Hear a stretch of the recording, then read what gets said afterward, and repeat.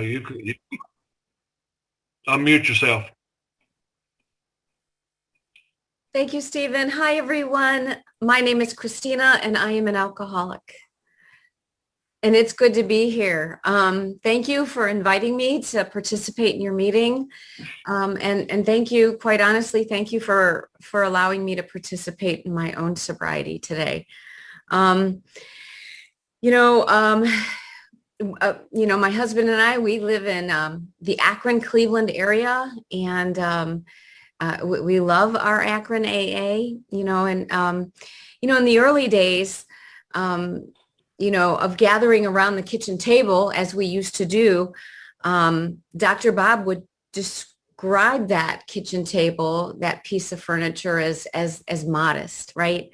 And, over the past year and a half, I think we've come to gather in, like all these years, we've been gathering in church basements and whatnot. And now we're gathering on Zoom, as Stephen was just talking about. So, and what we find when we gather, doesn't matter where we gather or how we gather, we find just like around the kitchen table all those years ago, unity and spirituality. We would find transformation, humility and friendship, and so we gather tonight, and I'm so happy to be here. My sobriety date is June 19th, 1993. I just celebrated 28 years of sobriety. My home group is Pockets of Enthusiasm. We meet on Thursday nights here in Brecksville, Ohio, which is my hometown. And we meet at 7:30 on Thursdays. If you're ever in the Akron, Cleveland area, we'd love to have you come visit us. My sponsor is Pat Y. And I'm so grateful for her direction and her guidance over this past year and a half. She's relatively new to me. She's been sponsoring me the last year and a half. My longtime sponsor, Beth Gordon, Carol was just talking about her. We lost her about a year and a half right before the pandemic. And she was a force to be reckoned with. She had 48 years of sobriety when she passed away. And, she was one of those old timers. I learned so much from her. And I'm so grateful for the old timers in Alcoholics Anonymous, because they teach us so much, and, they teach us, by sharing, and they teach us by walking this journey with us, and showing us much of, so much of what, I've learned in Alcoholics Anonymous has been watching, my giants. Right. And so I love our old timers. And a couple of years ago, every year I'm at Founders Day. And a few years ago, I was finishing up the Sunday morning meeting at Founders Day down in Akron. And I was heading over to Dr. Bob's house because my husband does a lot of volunteering over there. And, I found out he was very much caught up in his business over in the business house next door to Dr. Bob's. So I walked over to the living room in Dr. Bob's house, and I just happened to walk in on an old timer talking to a couple of guys. And it just so happened this old timer was the longest standing member of the sobriety countdown for Founders Day weekend that weekend. And you guys, he had 67 years of sobriety. And he was regaling us with story after story of what it was like when he got here to Alcoholics Anonymous. He knew many of the early founding members. He knew Dr. Bob, and he knew Bill Wilson. And, after a while, people who were coming to see Dr. Bob's, and they're starting to gather around this old timer because he's telling us stories. And they quickly realized what they walked into. And, after a while, we all gathered around him as he sat on the couch in the living room. And, and he was just sharing these wonderful stories, some of which were, specific to our area. And I had never heard some of these wonderful stories. And after a while, the living room was packed, and we all got to thinking 67 years is a long time to stay sober. So we asked him how old he was. And he didn't really know how old he was. He said he was somewhere between 97 and 105 years old. And how can you not know how old you are, right? So we asked him that question, and he told us another story about back in the day. We're talking like 100 years ago. His mother may have been a little vain, he said, and people were pretty private. And she didn't want people to know how old she was, so she didn't tell him how old he was. And he didn't seem to mind. He didn't skip a beat. And so we asked him what Social Security goes by, and he said 105. And why I like to share that story with you is this: that old timer at 105 years old, he lives in Santa Barbara, California. He's 105 years old and he's 67 years sober, and he's sitting in Akron, Ohio, and he is sitting on that couch and he's giving it away. He's just sharing his experience, strength, and hope with us. And that's a powerful message for me, And I want to welcome the newcomer. If we have any newcomers in here this evening, I want to welcome you to Alcoholics Anonymous. You're in for the ride of your life. And, I want to also, just talk a little bit about identification, because identification in Alcoholics Anonymous is extremely important. When I first got here, I didn't understand this concept to identify. I would sit in the rooms and I would listen to somebody share, and I'd listen for all the differences and none of the similarities. And I almost really compared myself out of the rooms. And the spirit of identification is the crux of this beautiful program and fellowship, because we all come from different walks of life. We come from different socioeconomic, cultural, and educational backgrounds, and we all bring to the table in Alcoholics Anonymous such diversity in experience. And so as I share my story with you and talk about my trouble may not look like your trouble. It may not look like Stephen's trouble or Carol's trouble, but trouble does not identify me as an alcoholic. A trouble is just a byproduct of drinking behavior. What makes me an alcoholic is I have an allergy of body and an obsession of mind, and I cannot safely predict what's going to happen when I put alcohol into my body. All bets are off, and one is never enough, and so it took me a while as I sit among you in the rooms of Alcoholics Anonymous to learn to identify, and what I ended up learning was when I'm listening to somebody share, I want to identify with the message, not so much the messenger. And I want to listen for how we drank, how we lived, how we thought, and how we felt. This is identification. And really, it's the beginning of hope for us here in Alcoholics Anonymous. I believe if you're sitting in this room right now, like we all are, in our Zoom room, that we've already been given this gift. The gift has already been given, and we don't have to give it back. It's ours to keep. I like to say it's just like water that flows down to earth's deepest and darkest crevices. God's grace and mercy flows down to our dark places, you guys, and it lifts us up to the sunlight of the Spirit, and we're given this beautiful gift. We get this. And I used to question why some of us get this thing and some of us don't, why I'm joining you tonight in a meeting of Alcoholics Anonymous. And over the years, I've watched people I care about walk out those doors and never to return, and sometimes die, And I used to question why him and not me, and why me and not him, And over the years, I have come to realize those questions and those answers are none of my business. That in my humanity, I am not capable of understanding the answers to those questions. And today I know exactly, what my business is. Today I know I have been given it and I have accepted this gift. And I need to do the things that you taught me to do, even more so today than 28 years ago. And that ultimately means for me to be a giver today and not a taker. There was a young lady who is no longer with us. She died sober. She used to talk about the gift. And I'm just going to share it with you because it's just so fabulous. She would talk about receiving this beautiful present from her higher power, and it was wrapped in gorgeous paper and a bow, and she unwrapped it, and she's thinking as she's unwrapping it where she was going to put it in her house to display it and admire it. And as she opened that gift, she discovered not something beautiful to put on a shelf. She discovered work boots.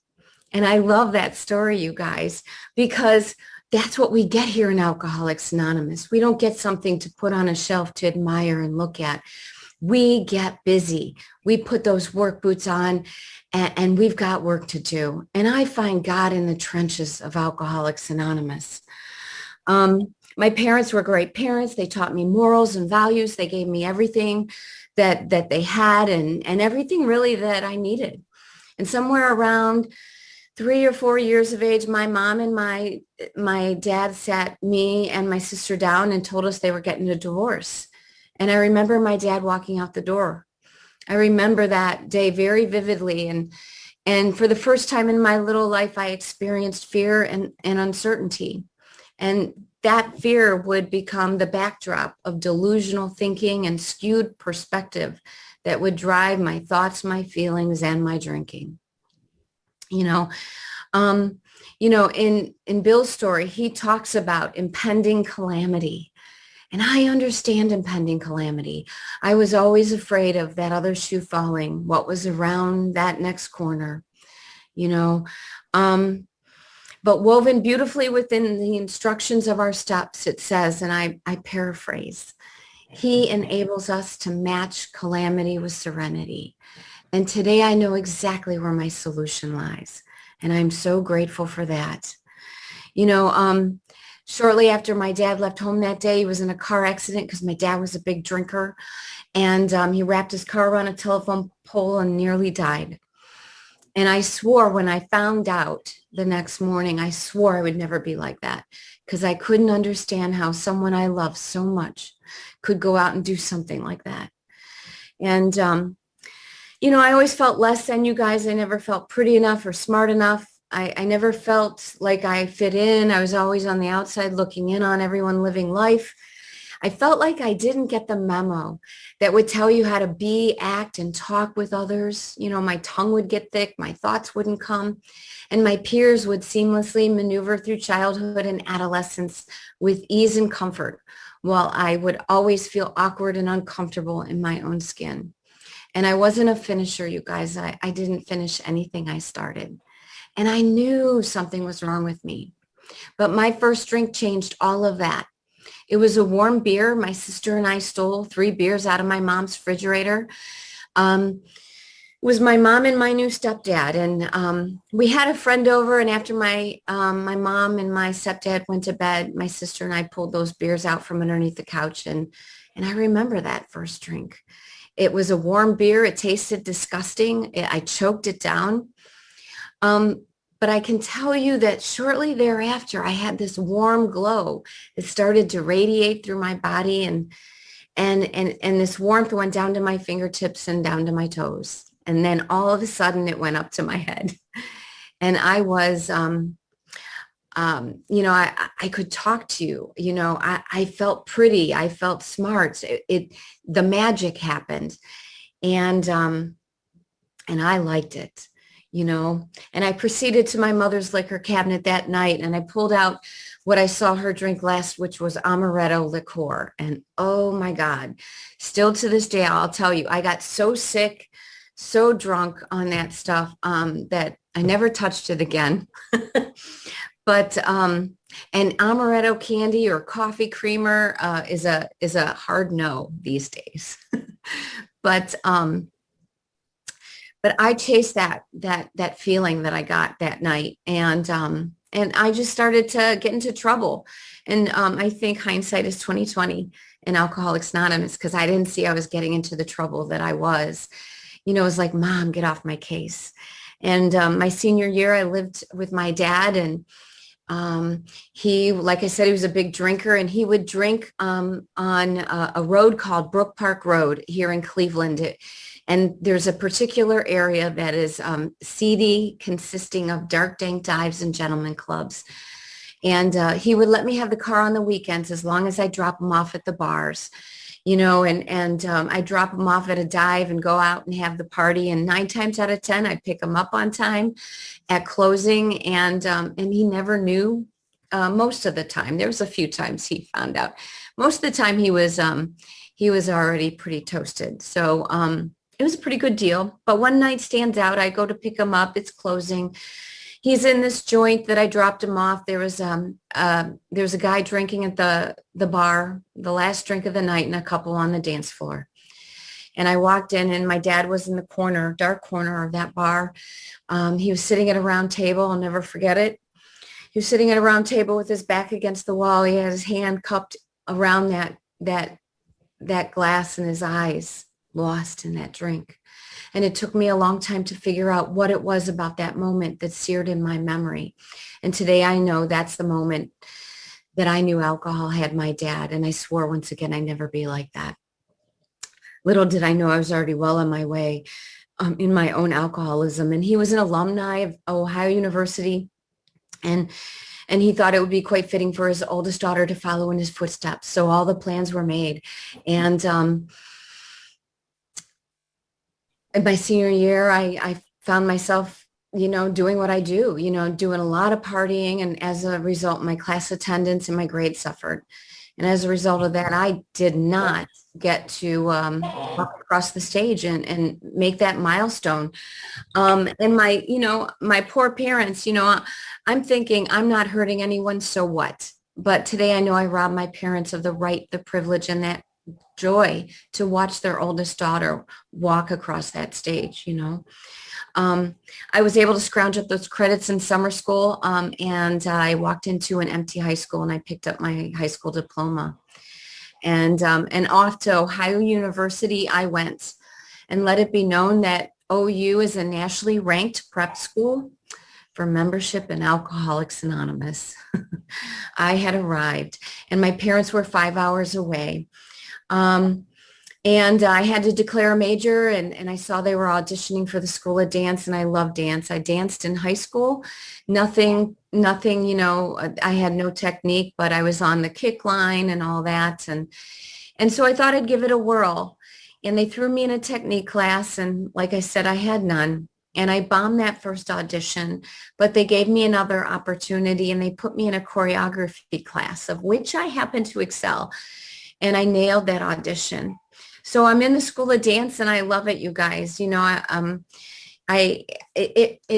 is not a fluffy degree as one might think. It requires pre-med. So it was anatomy and physiology, biologies, kinesiology. So I had the academic piece and the creative piece all wrapped up into one fine major. And you guys, I thought I thought I found my future, but my alcoholism was taking me in a whole different direction. I really practiced my craft on the dance floor with a drink in my hand, and OU eventually sent me packing. I ended up at Ohio State University, and, before Alcoholics Anonymous, I find myself apart from, and I'm on High Street, which is where all the college kids are drinking. But I quickly moved to the outskirts of town because it's just how I drink. And women, you were the enemy. I didn't get along with women. I didn't know how to have a friend or be a friend. And it wasn't until I got to the rooms that the women in AA would teach me about friendship, right? But there was this one woman, her name was Cherokee, and she ran a traveling dance group, and she wanted me to join her troupe. And the problem was that Cherokee and the girls, they would frequent these dark dank dives and gentlemen clubs, and the girls would take off their clothes. And this kind of dancing in my mind was beneath me because I'm a real dancer, you guys. But truth be told, that would change, and I have a friend, Kenna, who would talk about so perfectly about the progression of this disease and how we lower our bar and continually drop that bar and lose all our morals and values, to the drink. And I would do that. And I would end up on Brook Park Road at the end of my drinking, just as I thought I would never, right? and I'm the queen of geographical cures. I could do a geographic without even going anywhere, you guys. I did things like try to join Big Brothers and Big Sisters. And that didn't work out too well because they wanted to see my messy apartment. And I remember cleaning up about 75% of it because I told you I'm not a finisher. And I throw it all in my bedroom thinking they don't want to see that. That's private. The delusional thinking that we tell ourselves, right? And they did want to see, my bedroom, of course. And thank God for the little girls. I did not become a big sister.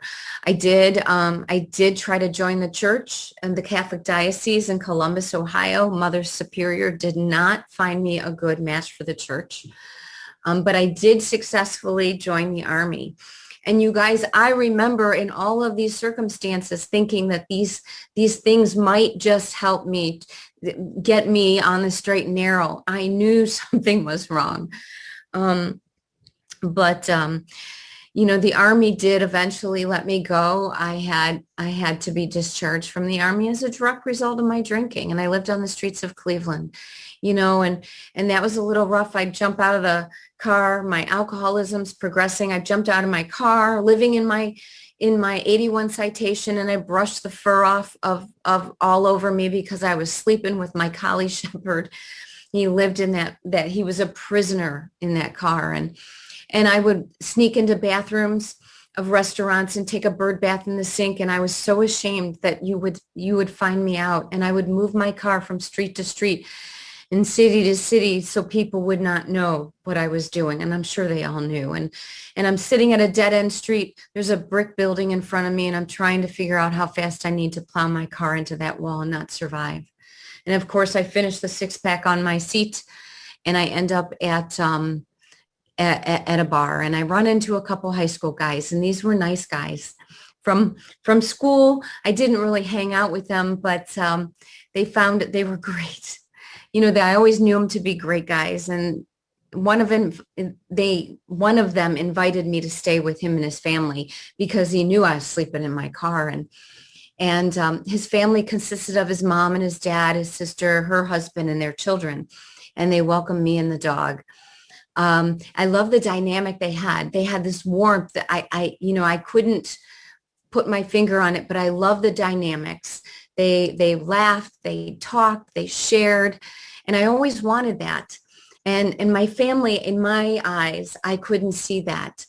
And I wanted my family to be something they weren't, or I wanted them to do what I wanted them to do. And I treated my family terrible because of this. And my mom, especially, I would say things to her, and this isn't going to mean anything to you, but it means something to me, and it has to mean something to me because I would tear her heart out when I would say things like, why can't you be more like Julie Kitchen's mom? And today I know that my family was lovely, and they were never the problem. I was the problem. I'm always the problem, right? And so I'm with this family. We're having dinner. A lot of times I love being part of their dinner conversation, and my drinking becomes a topic of discussion. And you guys, I found myself in an Alcoholics Anonymous household because the father of this young man was a member of AA, and he took me to my very first meeting. And I remember two things. I remember you were really, really happy and kind, and the room was very smoky. And whatever it was on the back of that meeting, I went to another meeting the next night. It was a Friday night, and I went to the West Clifton group. It was 300 large in Lakewood, Ohio. And I remember coming in late, and I remember wanting to leave early, and I'm trying to hightail it out of there. And there's this young man coming towards me, and he has a look on his face like he knows who I am. And I have no idea who he is. And see, he thought I was my sister who spent a year in Alcoholics Anonymous. Because we were drinking in Mexico, and as a result of her drinking, she jumped off the third-story balcony of our hotel room and almost ended up life-flighted to Florida. She was fine, as we so often are. She was inebriated. And she spent some time in AA, and this young man, his name was Rick, he thought I was her. And he had these dark eyes, this dark hair, and he was real handsome, and I took a hostage. And those two meetings would be the last two meetings I'd go to for a while. And Rick and I would have this, crazy, turbulent, violent relationship. And we had two beautiful children together. And on Sweetest Day, 1992, with 9 years of sobriety, Rick came home with a bottle of champagne and he said, honey, I think I was just too young. I think I can drink safely. And I didn't know anything about AA and I didn't know anything about alcoholism, but I knew this. I knew he was in trouble. And I do what I do. And he popped open that bottle and we drank it together. And my alcoholism, took me to dark places, doing dark things with dark people. I burned bridges, I hurt my loved ones, and I emotionally and darn near physically abandoned my children. And the type of mother that I was when I came to Alcoholics Anonymous was this.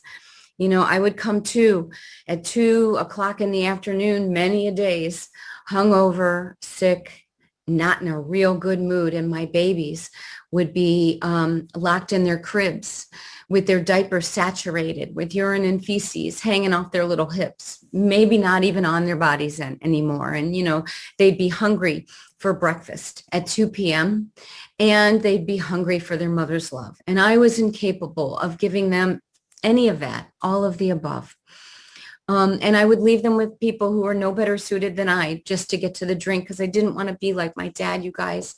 The delusional thinking, and I would leave them in horrible situations. And I would have this battle going on in my head between the drink, you guys, and my babies. And I want to tell you, newcomers, I love my children more than anything in the world.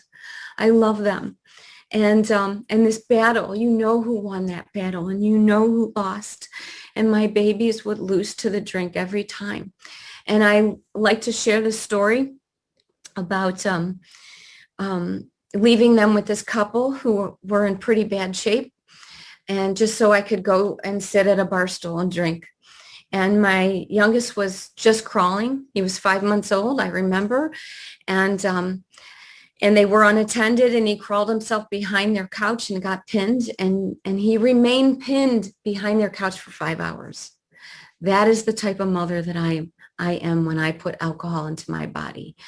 All bets are off, even my children.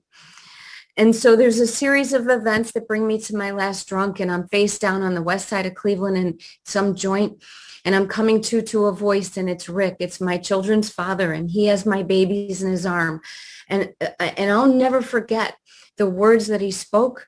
I'll never forget the look on his face when he spoke them, and I'll never forget the tone of his voice when he dropped my babies on my back and said, get up and be the mother that you are supposed to be to these children. And at that moment, you guys, I knew that pitiful, incomprehensible demoralization our literature talks about. And I scooped up my boys still drunk and I took them home. And I don't know how long it was from the time that I got home to the time that I made a phone call.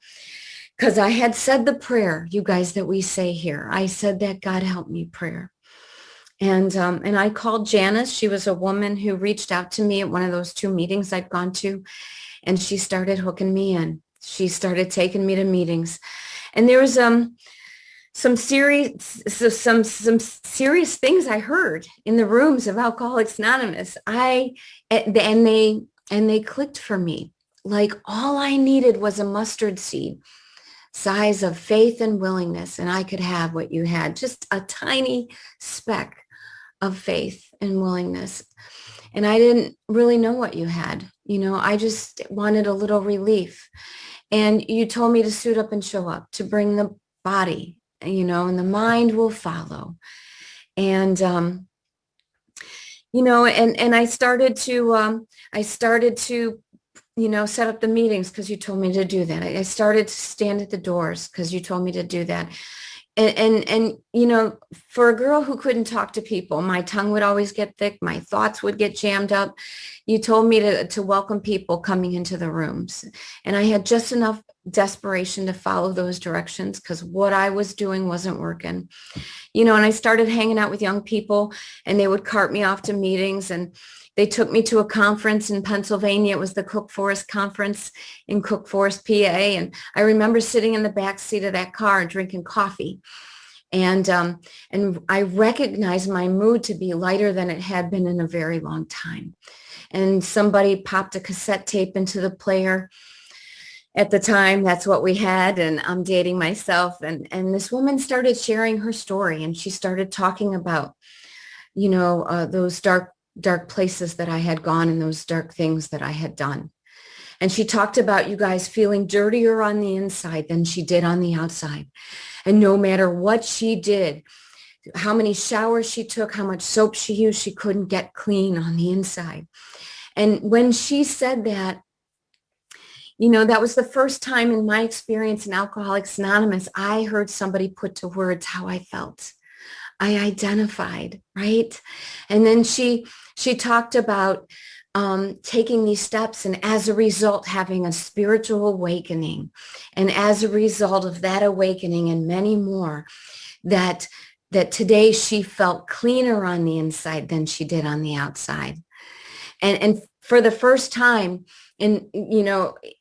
for me in Alcoholics Anonymous, I understood what you had. When she said that, I knew what you had and I wanted it.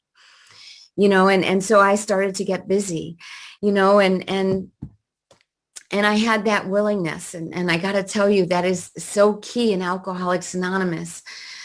I want to tell you a little bit about Rick.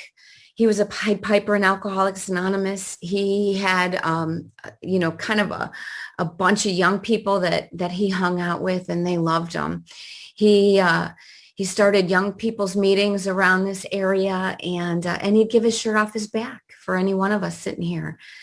But he became very sick from the drink when he picked up, and he became a wet brain. And I had a front row seat to watch this thing rob him of everything he loved and valued, especially Alcoholics Anonymous. And he did make it back to the rooms. I just want to paint that picture for you, because he'd walk through the doors of Alcoholics Anonymous and his pants would be around his ankles and he'd have no idea. And the men in Alcoholics Anonymous, you guys would scoop him up. You'd get him situated. You bring him in. You give him coffee, and because we don't shoot our wounded here. And I'll be forever grateful for that. Unfortunately, he was so sick, and a lot of times he just wouldn't hear what was going on, and he'd be talking to himself. And he pulled me aside one day and he said, Christina, I got to tell you, I got one foot in the door of Alcoholics Anonymous and one foot out, and I can't make it back. And I had no idea how profound that statement was when he made it. And I was in school because you taught me I could be useful and productive. And it was his birthday on a Thursday night, and I have a full day of classes. I'm sitting there thinking 8 a.m. that I'm going to cut class because he was supposed to come over for dinner that night, and I'm going to just go visit him or have him come over early. And my kids are in daycare on campus, and I have this thought, and no sooner did I have that thought than I heard your voice, and your voice said, no, Christina, when we make a commitment in Alcoholics Anonymous, we see through to our commitments in and out of the rooms of AA, so I stayed the course, and because you guys have never steered me wrong. That night, he never showed. I made some phone calls. I didn't hear anything. So no news is good news. And the next day I go to class because that's what you taught me. And that evening I'm home with the boys. I'm getting them ready because as a sober mother and a sober member in Alcoholics Anonymous, I'm going to take my children to somebody who will care for them properly today, right? And I'm getting ready to take them to my mother's to watch them while I go to my meeting. And as I'm walking out the door, the phone rings, and it's Rick's mother, and she's calling to tell me that Rick had passed. And the coroner's report said that Rick had carved his initials in a 9mm bullet, and he shot himself in the head. And what I can tell you about that is this, that he didn't die in vain. And that there are no bad examples for me in Alcoholics Anonymous, because I can learn from everyone. And I know exactly what he did and didn't do. He stopped going to his meetings, you guys. He stopped picking up the phone. He stopped, calling his sponsor, taking his new guys calls or taking him to the meetings. And he stopped taking these steps. And he believed that great lie that one day he could drink safely again. And I'll never forget the banner that hung behind the podium of my first home group. It said, "Watch well your beginnings. The results will manage themselves." And life went on for me and the boys, and life started to get a little bit better. And 3 years after Rick died, my sponsor at the time, not Beth, not Pat, but my early sponsor, she called me and she said, "Christina, I just want to tell you that I'm quitting Alcoholics Anonymous." And I thought, whoa, like, shoot, you guys, I did not know you could do that. And the reason why I tell you that is this, is that I floundered and became self-directed in AA for a long time, and I don't recommend it. The big book tells us that we have a way out upon which we can absolutely agree, upon which we can join in brotherly and harmonious action. You have my solution here. My experience has been consistent. You know, as I take these steps and practice these principles, all my answers come. And I don't have to know all the answers today. I don't have to know what to do. I just show up, you know, and have that willingness, just a little bit of willingness, and God meets me where I'm at, and he always takes over. And the best part about that is that I don't have to be invested in that outcome. You know, it's none of my business. And that's a freedom.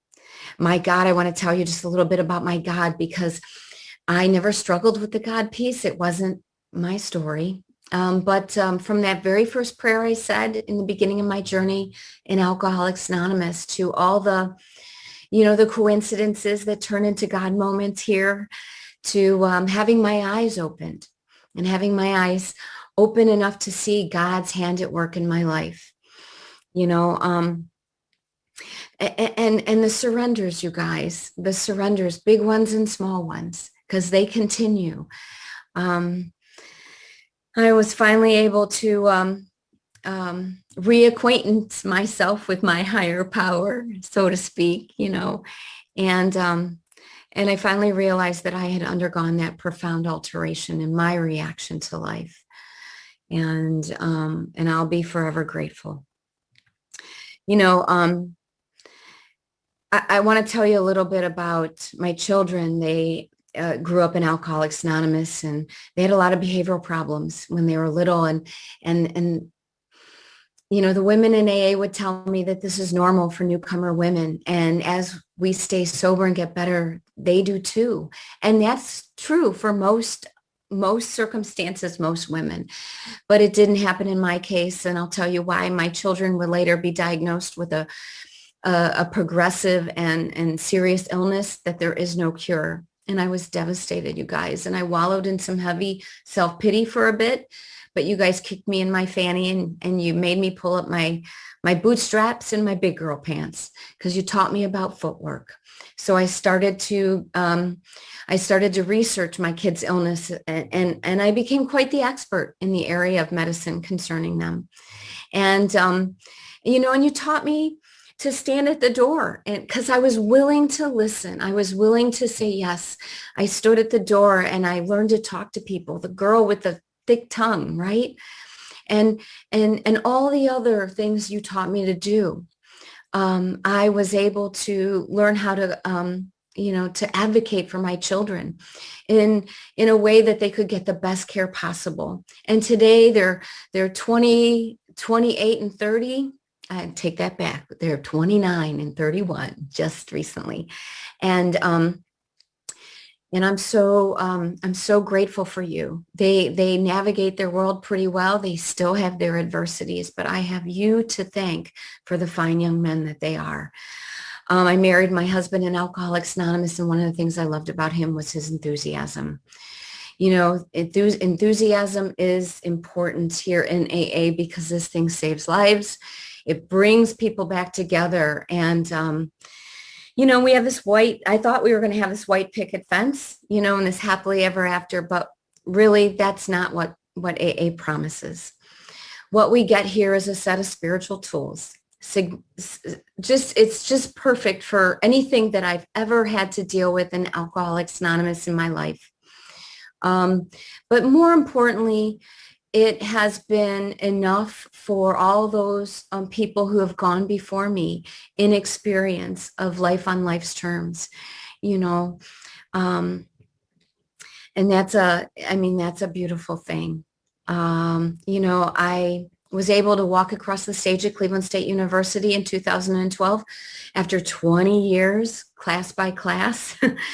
Um, and my mother and my father and my husband were in attendance. Thank you, AA. I worked in mental health for 21 years. And after a little bit, I was honored and privileged to receive the Teacher Counselor of the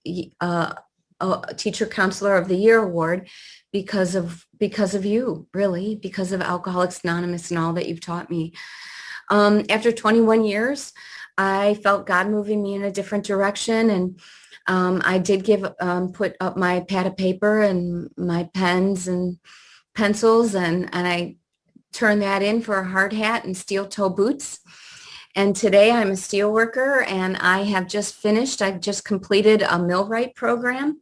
So I'm a millwright in the blast furnace at a steel mill here in Cleveland, Ohio. And I would never have dreamed in a million years that I'd be welding and fixing big equipment. But that's what we get when we say yes to Alcoholics Anonymous. The possibilities are endless. I told you I love our old timers. There was an old timer up in Toronto, Canada. Frankie O was his name. Maybe some of you have heard of him or heard him speak at one point. I loved him. He was a long-standing member, and he was a good friend. And I got word he passed, and my heart broke. And I had called my grant sponsor at the time, and I told her, and she said, Christina, that's what we do. We pick up a baton and we take over, right? And that old timer, Frankie, when he would speak, he would talk about waking up in Alcoholics Anonymous, waking up in life and being present in the moment that we're in. And that's a powerful message for me. And quite frankly, that the present moment is the only place I'm going to find God, my higher power. I'm not going to find him in yesterday, and I'm not going to find him in tomorrow. He only exists in this moment right here, right now with all of us. My dear beloved sponsor, DBS, this is Beth Gordon. I used to call her DBS. She used to talk about, when she would speak, that Alcoholics Anonymous is the greatest love story ever written and ever told. And you guys, isn't it true? From our earliest beginnings at bedside to our humble neighborhood meetings and home groups, it's one alcoholic talking to another alcoholic that we come together and come home. So I'm just going to close with a story about a little boy who walks into Sunday church with his mom for the first time. And the little boy looks up at this beautiful stained glass windows, and he says, Mommy, who are the people? And she says, why, those are the saints. And the little boy, he goes to school the next day, and he's still in awe from the day before. And his teacher asks him what he did over the weekend. And he says, I saw the saints. And his teacher asks him, well, who are the saints? And he replies, the saints, they're the ones that let the light in. So I want to thank all of you for always being present in the moment for this alcoholic. And I want to thank Alcoholics Anonymous for letting the light in. Thank you for my life.